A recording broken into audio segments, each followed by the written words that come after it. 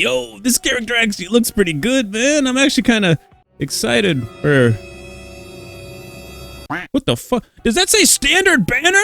She's a corpse! She's a walking corpse! Alright, so patch 5.3 of Genshin Impact was actually really well received by most players, but patch 5.4 is not looking so good right now. So let's go ahead and talk about this. So again, I want to reiterate this, that patch 5.3 was good enough that I personally know people that weren't as invested in Genshin at the time or taking a bit of a break from Genshin until things maybe got better, whatever. But 5.3 brought them back if they hadn't been brought back already. Not only were they trying to pull a Fire Archon and Katali, who ended up becoming a bit of a sleeper hit for a lot of players, they actually enjoyed themselves with the patch itself for the most part. Sure, there's, little issues here or there, like, the new characters being in part 1 of the patch and not getting certain, really important rewards until the second half, giving people the feeling of missing out, sure. You had Arlecchino, right? You had Chlorind as reruns for part 2 of the patch, but it still didn't feel so good, but that's beside the point. 5.3 was overall well received by most players that I've spoken to. But again, patch 5.4 does not seem to be all that spicy. And it should be just obvious, right? Like, there's stuff that's out in the open right now with 5.4 that are leaving players with a negative sentiment, right? Especially when you look at the 5.4 special programming that just happened, which has caused a lot of that negative sentiment, right? Even when you look at just simply the length of the special programming, right? It's notably shorter than previous patches, and if they were excited about 5.4, they would have had more to tell us, right? Just like they were with previous patches where they're longer because they had a bunch of stuff they really wanted us to get excited about. Now, does the length of a special programming prove anything? Obviously not. Obviously, it proves literally nothing. But when a special programming starts off with like 5 minutes of nothing, and no, I'm not talking about a countdown. I'm talking about literally an ASMR session with the new character that's going to be coming out, and they're not even on screen, followed by the redemption code, the first redemption code. You start to realize they wasted like almost 5 minutes on this, and now you're looking at the length of the special program, and it's like close to it's basically a half an hour, and the previous one was basically an hour. We're talking about half of the... Is that half of the special programming? Is that like half the content? Is there not much going on here? It starts to make you question what's going to be going on in this patch. So let's talk about it. And you've already heard me mention one of those things. It's the new 5-star character coming to the game. This character, Mizuki, is going to end up being on the standard banner, dog. I didn't think that Hoyoverse released dead characters. I thought they stopped doing that, remember? Remember Himiko? I thought they stopped doing that since back then. They're essentially releasing a dead body if this character is going to immediately be on the standard banner, right? There's no way, like they've never broken code before on a character on the standard banner having true relevancy beyond early patches. That is not a good sign for this new character, and this new character looks really cool, man. Like, this is cool. There's an aesthetic here, and you're just gonna like, oh man, you're gonna release a crippled person as a 5-star. What are you doing, man? But let's try to be fair. Think about this for a second, bro. If you're pulling on a banner, right, and you end up getting one of the original 5 stars, that doesn't feel too good unless it's Thainari, you know what I'm saying? But seriously, like, there's only so many characters on the standard banner you would even get, like, even kind of excited for, right? So having another one added in is not necessarily a bad thing, but what I think players would have liked to have seen is a character added to the 5-star standard roster without having to lose out on a premium character release. You feel me? You see what I'm saying on that? It doesn't feel very good to have a slot lost for the premium character for that patch just to gain a standard banner character. What I feel like players would have liked is to have both for once, right? That would have been kind of nice. And I've seen people sort of like talking about this bathhouse scene that's going on right here, kind of saying like, oh, Genshin's desperate. Things must be bad, bro. They must be bad trying to pull the gooners in the game, bro. I gotta say something right now.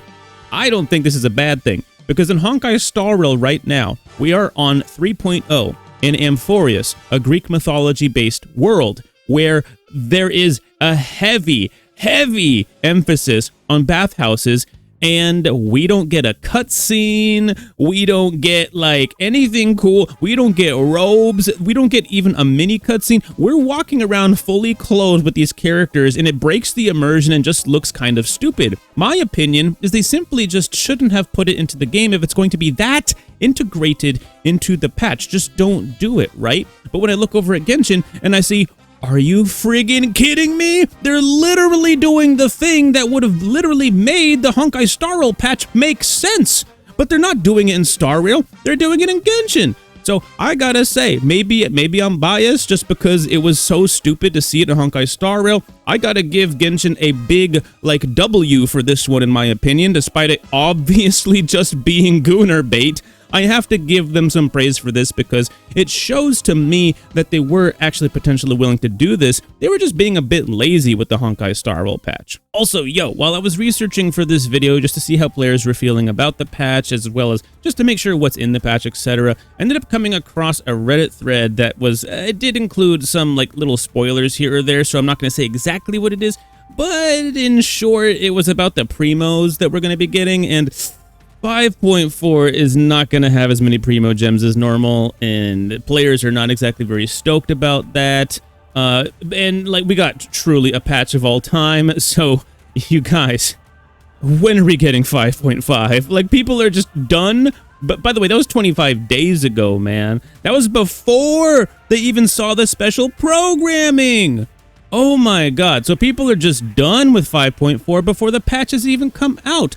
Later on in the same thread, we have people that are like talking about going to play ZZZ and Honkai Star Rail instead, and how and this was something interesting that I thought was good to talk about. It's honestly astounding how perfectly Hoyoverse it all lined up. Miyabi in 1.4 of ZZZ was coming out just before 5.3, and then Honkai Star Rail's 3.0 was landing right after that, which is true. But I gotta point something out. While Miyabi in ZZZ, Zenless Zone Zero, was well received for 1.4, and then 5.3 was well received for Genshin, Honkai Star Rail's 3.0 was not well received by many players. I'd say most players felt like it was a bit of a letdown, a bit of a disappointment. So despite the fact that, Hoyoverse does try to line up its patches so that you always have something good to play, they're always trying to give you, in a way, their best, it doesn't always work out that way. So keep that in mind. A bit unrelated,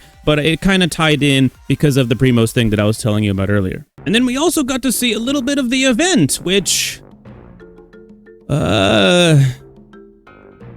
doesn't seem all that entertaining, I'm not gonna lie. It does not seem all that entertaining. Sometimes an event could literally ruin an entire patch, essentially. In fact, I put out a video recently going over some of the worst patches in Honkai Star Rail history, prompted because of the negative sentiment with patch 3.0. And in that video, I talked about patch 1.5 for Honkai Star Rail, which had a pretty decent main story for that patch, even though it was a filler patch and it was definitely deterring away from the true main story. It was still a good story. It was fun. Argenti was a goofy guy. We thought it was funny. It was all right. But the event for patch 1.5 was so long and dragged its feet so much that many players did not feel good about it. Some, still liked it, but many, myself included, weren't very happy about that. And so the event, like I'm saying, for patch 5.4 not looking too good, plus, the character situation not seeming too awesome, especially that first banner. That first banner seems like the weapon banner. Like, don't pull, bro, guys, do not pull on the weapon banner for patch 5.4 part 1. Just don't do it. Please don't. Please don't. Unless you're a veteran player who's been playing this game forever and you don't have one of those weapons and it's like your waifu or whatever, sure, do what you gotta do, champ. But if you're looking for pull advice, do not pull on that weapon banner for 5.4 part 1. Don't do it. It's not a good choice. Now, to be fair, we did kind of know that this wasn't going to be the best patch for Genshin, right? 5.4 is a 0.4 patch.